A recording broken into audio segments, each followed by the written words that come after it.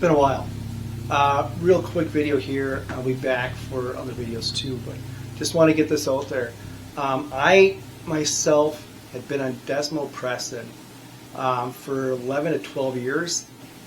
It was a long time ago, and I remember I was just at the house, and then when I went to work and that kind of stuff, it felt like I had to urinate like every half an hour.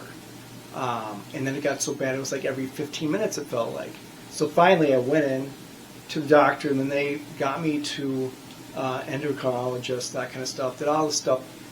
Didn't do any testing, just a office visit. And in there they said, well, you have diabetes insipidus.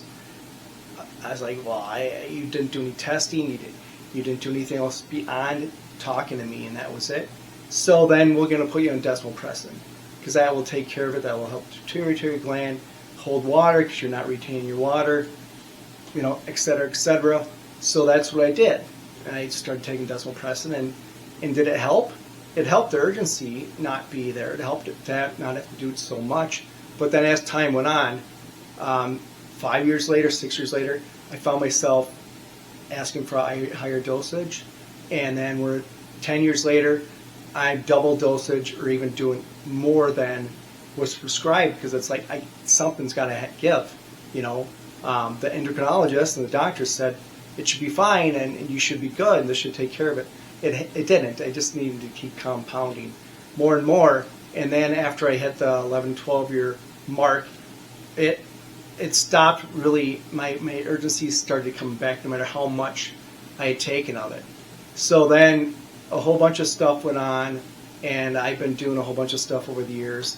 And with that, I was like, I'm going to just cut it, stop the desmopressin, because now it's not really doing me much good. I'm back to where I was 11, 12 years ago, basically, but I'm taking this medication that I can't stand. Plus, it's not cheap.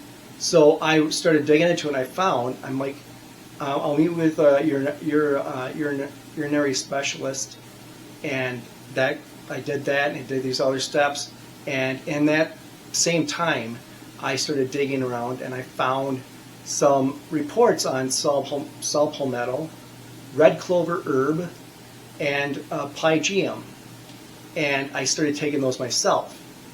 And let's see, well, fast forward, I saw the urologist.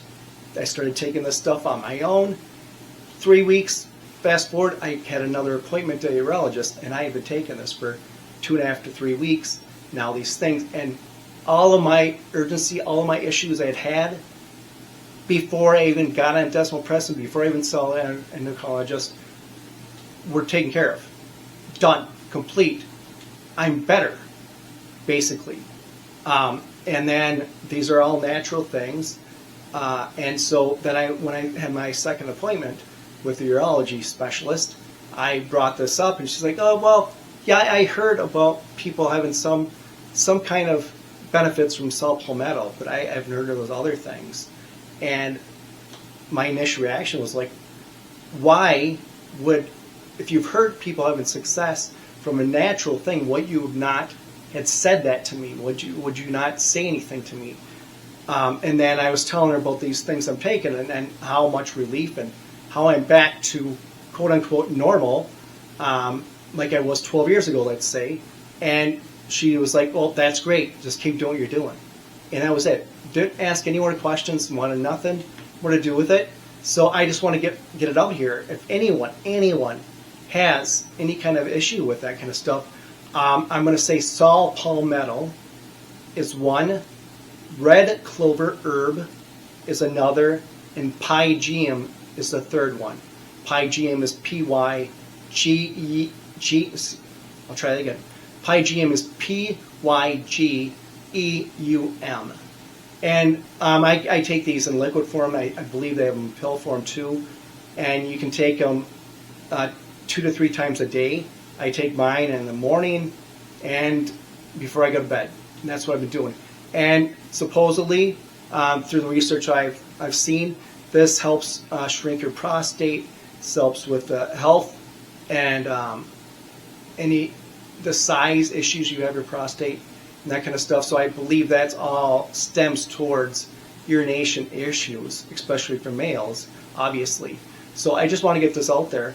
And if you have any questions, shoot me a message and I'll be happy to get back. And on top of it also, on a side note, I just want to say I had some issues with blood pressure and some other stuff that I never got resolved. Basically, I tried some blood pressure medications for a little bit, then it spiked and that kind of stuff, and the holistic naturopath, functional medicine doctor I'd seen back in the day said, no, do not take those.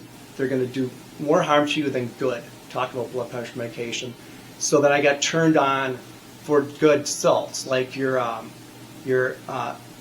Celtic salt, your Redmond salt, those kind of salt, and make sure you have a good amount of salt with water. Do whatever you got to do for yourself, but I take, a teaspoon to 3 teaspoons a day of the Redmond salt, and it's highly beneficial for me, and I know others, and my blood pressure has sort of leveled out for the most part. Is it great?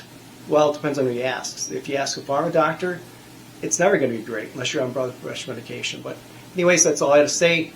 Thanks again for watching, and as always, stay vigilant, protect yourself, protect your health, and I'll see you in a bit.